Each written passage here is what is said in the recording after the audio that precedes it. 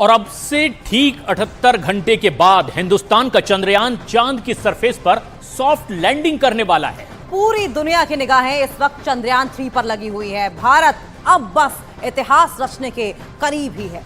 चंद्रयान 3 की चंद्रमा पर लैंडिंग का काउंटडाउन अब शुरू हो चुका है। भारत उस कीर्तिमान को हासिल करने जा रहा है जिसका उसे सालों से इंतजार था। चंद्रयान 3 इस वक्त चांद के बेहद करीब पहुंच चुका है। अब बस 25 किलोमीटर की ऊंचाई से ही चंद्रयान 3 की लैंडिंग प्रोसेस शुरू होने वाली है।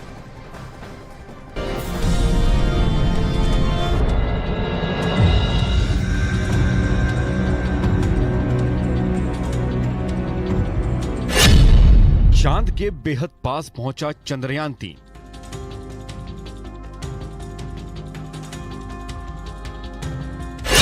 चांद अब सिर्फ 25 किलोमीटर दूर।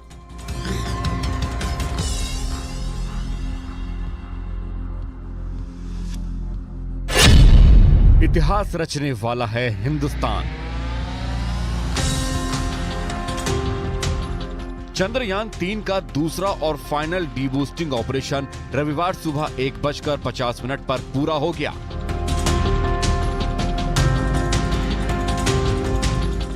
इस ऑपरेशन के बाद लैंडर की चंद्रमा से न्यूनतम दूरी अब सिर्फ 25 किलोमीटर ही बची है। मतलब साफ है कि इसरो ने चंद्रयान 3 मिशन के एक और अहम पड़ाव को पार कर लिया है। चंद्रयान 3 के लैंडर का दूसरा और अंतिम डीबूस्टिंग ऑपरेशन सफल हो गया। चंद्रयान से अलग होकर लैंडर विक्रम अब अकेले ही चांद की ओर बढ़ चला है। पिछली बार आखिरी 5 या 10 मीटर में कुछ दिक्कत हुई थी चंद्रयान 2 को, लेकिन इस बार कामयाबी 100% नहीं 500% हमें मिलेगी और ये भारत के वैज्ञानिकों की जीत है। कुछ ही दिन के बाद आदित्य लॉन्च करेंगे जो सूरज की तरफ जाएगा। पिछली बार की तुलना में क्या तैयारियां हैं इसरो की कि सॉफ्ट लैंडिंग की कोशिश रहेगी? एक्चुअली तरफ मतलब हमारा चंद्रयान 3 का देख जाए तो चंद्रयान 2 का मतलब कंपेयर किया तो हमारा चंद्रयान 3 अभी अपडेटेड मिशन है। हाँ। कई जगह में एक्चुअली वो अपडेट किया हुआ है, इम्प्रूव किया हुआ है। इसीलिए हमको बहुत होपफुल है कि मतलब इसमें लैंडिंग सक्सेस हो जाएगा, क्योंकि जो पहले जो चंद्रयान 2 में लैंडिंग कर नहीं पाया वो सिचुएशन अभी नहीं होगा। इसरो के वैज्ञानिकों के मुताबिक 23 अगस्त को चंद्रयान 3 को चंद्रमा के साउथ पोल पर सॉफ्ट लैंडिंग करनी है। लैंडर विक्रम सेंसर्स की मदद से लैंडिंग की मुफीद जगह तलाशेगा, फिर अपनी स्पीड को लगभग 0 कर लेगा और धीरे धीरे चांद की सतह पर कदम टिकाएगा। नेहरू तारामंडल की प्रोग्राम मैनेजर प्रेरणा चंद्रा के मुताबिक चंद्रयान 2 के समय भी भारत कुछ क्षणों से चूक गया था और सॉफ्ट चंद्रयान की लैंडिंग नहीं हो पाई थी। इसीलिए ये कहा जा रहा है कि अब से लेकर चांद की सतह पर लैंडिंग का चंद्रयान 3 के लिए सबसे ज्यादा महत्वपूर्ण समय है, जो चंद्रयान 3 के भविष्य को तय करेगा। हमने सारे ही चरण बहुत सफलता से पार कर लिए हैं। अब हम ऐसे मुकाम पर है कि बस अब चंद्रमा की सतह दूर नहीं है, तो डेफिनेटली फिंगर्स क्रॉस्ड हैं कि हम सॉफ्ट लैंडिंग कर पाएं। सॉफ्ट लैंडिंग वर्ड जो है वो सभी को बांधे हुए है, सभी इस सवाल को लेकर परेशान है। तो सॉफ्ट लैंडिंग को आसान भाषा में समझें तो सॉफ्ट लैंडिंग का मतलब है सेफ लैंडिंग, और सेफ लैंडिंग तभी हो पाएगी जब हमारी स्पीड कंट्रोल में होगी और हम चांद की सतह पर बहुत आसानी से उतरेंगे। चंद्रयान 3 के लैंडर विक्रम के कैमरे से ली गई चांद की सबसे नई तस्वीरों को इसरो ने जारी किया है। इन तस्वीरों पर चंद्रयान की सतह पर क्रेटर यानी गड्ढे नजर आ रहे हैं। वैज्ञानिकों का मानना है कि चांद पर गड्ढे उल्का पिंडों के गिरने से बनते हैं और ऐसे लाखों गड्ढे यानी इम्पैक्ट क्रैचर चंद्रमा पर हैं, जिनका नामकरण जाने माने वैज्ञानिकों के नाम पर रखा जाता है। एक अनुमान के मुताबिक चंद्रमा पर 10 लाख से ज्यादा इम्पैक्ट क्रेटर हैं, जिनमें से 9000 से ज्यादा क्रेटर की पहचान की जा चुकी है। चंद्रमा पे एटमॉस्फेयर नहीं है, तो चंद्रमा पे जो क्रेटर लाखों साल पहले बने हैं वो आज भी हैं और वो गिरते रहते हैं और बनते रहते हैं। तो ये लगातार पिछले लाखों सालों से इस तरह के क्रेटर्स बने हैं। फैब्री उन्हीं में एक है। उन्हीं में एक क्रेटर। पंकज जी ये बताइए कि कितने क्रेटर्स होंगे, एस्टिमेट कितना है वैज्ञानिकों का? लगभग क्रेटर 10 लाख से ज्यादा हैं, और लेकिन जो कैलकुलेट किए गए हैं या रिकॉग्नाइज किए गए हैं वो लगभग 9000 से ऊपर है। जिन क्रेटर की तस्वीर लैंडर विक्रम ने भेजी है उनके नाम फैब्री और हरखेबी जे है, जिनका आकार 20 से लेकर 45 किलोमीटर तक के डायमीटर का है। पूरी दुनिया की निगाहें इस वक्त भारत के चंद्रयान 3 और रूस के लूना 25 पर हैं। खबर ये भी है कि रूस के लूना 25 स्पेसक्राफ्ट में तकनीकी खराबी आ गई है। हालांकि भारत के लिए राहत की बात यह है कि चंद्रयान 3 फिलहाल तय रणनीति के मुताबिक ही आगे बढ़ रहा है और इसके 23 तारीख को चंद्रमा की सतह पर सॉफ्ट लैंडिंग का अनुमान है।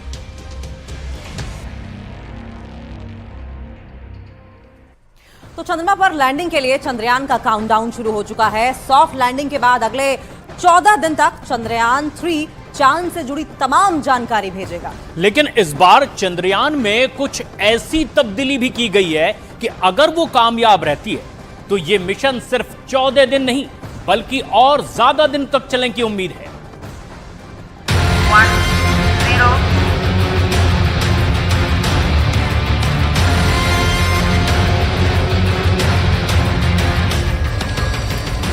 चंद्रमा की सतह को छूने के लिए चंद्रयान तैयार है।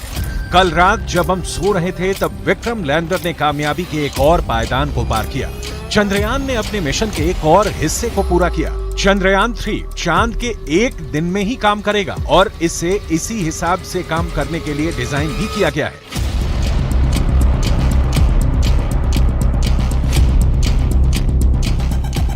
चांद का एक दिन पृथ्वी के 14 दिनों के बराबर होता है और ऐसे में वो सिर्फ पृथ्वी के 14 दिन तक ही काम कर पाएगा।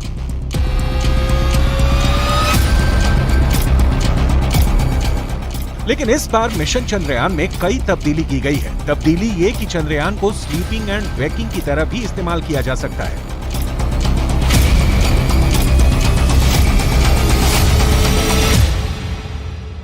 एक बहुत अहम बात जो आपने आज यहाँ पर बताई है वो स्लीपिंग और वेकिंग सर्किट के बारे में बताइए। जरा वो एक्सप्लेन अगर आप कर दें कि वो क्या कॉन्सेप्ट है जिसकी तरफ इस बार हम देख रहे हैं, जो अगर सक्सेसफुल हो जाए तो और ज्यादा आगे भी ये मिशन बढ़ सकता है। Sleeping and wake up circuit generally कहते हैं इलेक्ट्रॉनिक्स का डिजाइन है मैडम।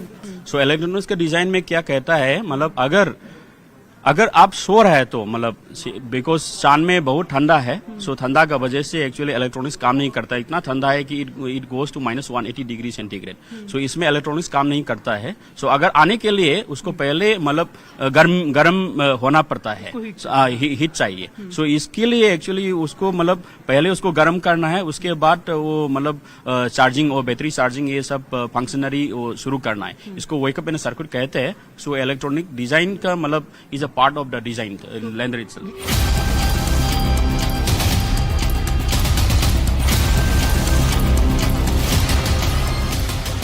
यानी जरूरत के हिसाब से चंद्रमा पर चंद्रयान काम करेगा। 14 दिन तक सारी जानकारी को भेजेगा और 14 दिन बाद एक अल्प विराम लेगा और दोबारा फिर से चार्ज होकर आगे बढ़ेगा। ये तकनीक अगर कामयाब होती है तो भारत की ये सबसे बड़ी कामयाबी होगी। अगर ये हो जाता है तो जैसे ये सवाल भी पूछा गया था, तो क्या माना जा सकता है कि जो अभी मिशन हमारे अर्थ के हिसाब से 14 दिन का है वो बढ़ जाएगा अगर ये ढंग से काम हो गया तो? यस अगर ये सिस्टम सही से अगर काम होता है तो मतलब इसका मिशन भी वो आगे रहेगा। 14 दिन रोवर के लैंडर से बाहर निकलने के बाद से काउंट होंगे और इन दिनों के हिसाब से इसकी टाइमिंग वगैरह को सेट किया जाएगा।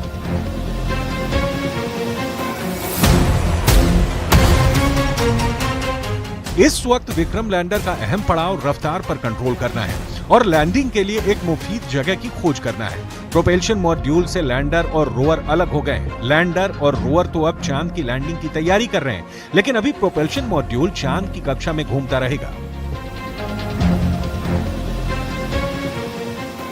ये कम्युनिकेशन बनाए रखने के लिए चक्कर लगाता रहेगा, साथ ही डेटा कलेक्ट कर जमीन पर भेजता रहेगा। चंद्रयान 3 में लैंडर को इस बार बहुत मजबूत बनाया गया है। उसके लेग्स को पहले से ज्यादा स्टे करने लायक तैयार किया गया है। सेंसर का ज्यादा इस्तेमाल है जो सॉफ्ट लैंडिंग में कारगर साबित हो सकते हैं। स्लीपिंग वेकिंग कॉन्सेप्ट का इस्तेमाल ठंड से मशीनों को बचाने के लिए होता है। लैंडर और रोवर दोनों में ये सर्किट है। अगर ये काम कर जाता है तो चांद पर 14 दिन और आगे खोज की जा सकती है।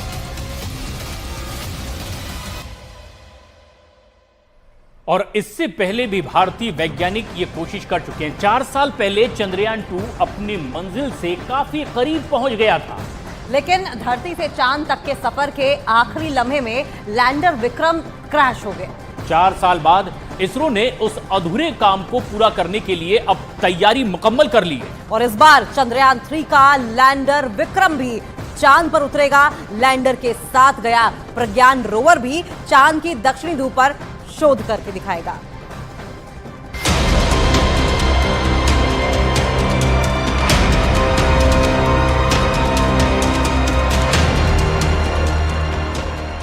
छह पहियों वाले इस प्रज्ञान रोवर पर पूरी दुनिया की नजर है। चांद की सतह पर यह क्या करेगा, कैसे करेगा, कब तक करेगा, खास से लेकर आम लोगों तक में उत्सुकता है।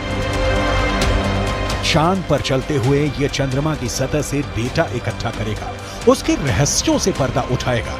साथ ही साथ प्रज्ञान रोवर चंद्रमा पर भारत के राष्ट्रीय चिन्ह के निशान भी छोड़ेगा। प्रज्ञान रोवर में कुल 6 पहिए लगाए गए हैं। इनमें से पिछला पहिया इस तरह डिजाइन किया गया है कि यह आगे बढ़ने पर अपने पीछे चंद्रमा की सतह पर सारनाथ में अशोक की लाट से लिया गया भारत का राष्ट्रीय चिन्ह अंकित करेगा।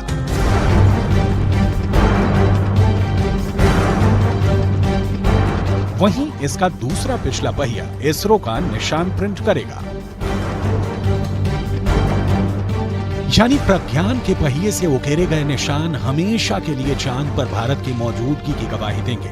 एक बार फिर देखिए प्रज्ञान रोवर कैसे चांद पर भारत के दस्तक की अमिट छाप छोड़ देगा। चंद्रयान का लैंडर सतह पर उतरने के बाद उसके अंदर रखे रोवर की बैटरी सक्रिय हो जाएगी, उसके सोलर पैनल खुल जाएंगे। इसके बाद रोवर चंद्रमा की सतह पर पहुंचेगा। सतह पर पहुंचने के बाद उसके कैमरों के साथ साथ और दूसरे पार्ट भी एक्टिव हो जाएंगे और फिर रोवर चंद्रमा की सतह पर आगे बढ़ने लगेगा। सेंसर और कैमरों के जरिए वो चंद्रमा के गूढ़ रहस्यों से पर्दा उठाएगा।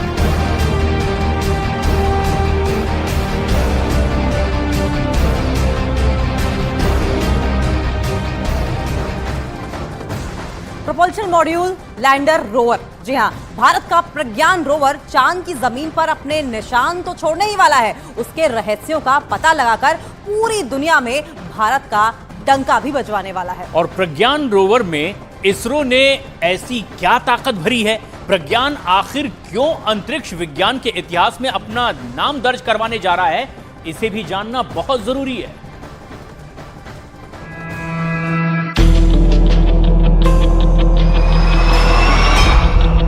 प्रज्ञान रोवर एक ऐसा यंत्र जो चंद्रमा के रहस्यों को परत दर परत खोलने वाला है।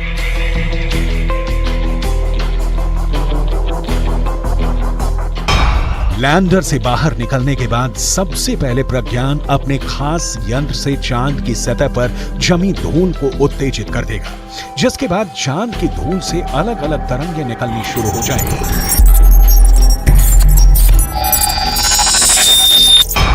इन तरंगों के विश्लेषण के बाद रोवर ठोस नतीजे पर पहुंचेगा और फिर वहीं से जांच के नतीजों को इसरो के मास्टर कंट्रोल रूम तक भेजेगा। सवाल है, प्रज्ञान रोवर काम कैसे करेगा, किन यंत्रों की मदद से करेगा?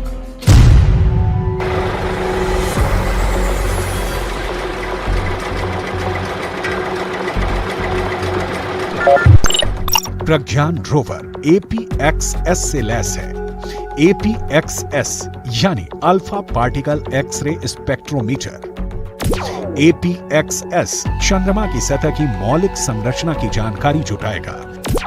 यह चांद की सतह पर केमिकल और मिनरल का अध्ययन करेगा। वो चंद्रमा के दक्षिणी ध्रुव की सतह की रासायनिक संरचना का पता लगाएगा।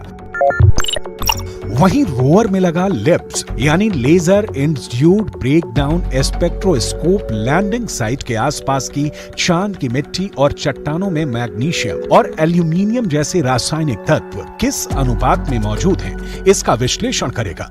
रोवर जो डेटा इकट्ठा करेगा उसे लैंडर के पास भेजेगा, जिसे लैंडर जमीन पर इसरो के कमांड सेंटर को भेजेगा। लैंडर के माध्यम से ही इसरो के वैज्ञानिक रोवर को कमांड भेजेंगे।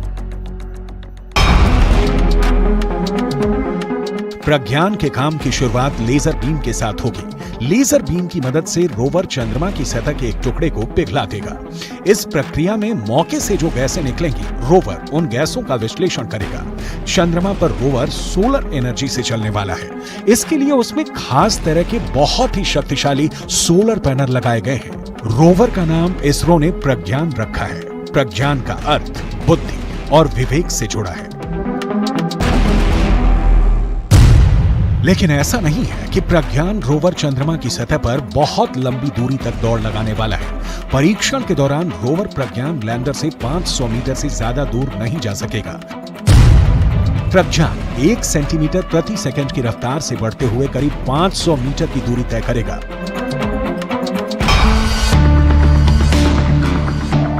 साफ है, महज 26 किलो वजन वाला प्रज्ञान रोवर चांद पर बहुत ही भारी काम करने गया है, बहुत बड़ा काम करने गया है। ये काम चांद की मिट्टी को परखना, चांद की चांदनी को समझना, चांद की शीतलता के कारणों का पता लगाना, जिसे प्रज्ञान अपने विवेक से बखूबी अंजाम देने वाला है।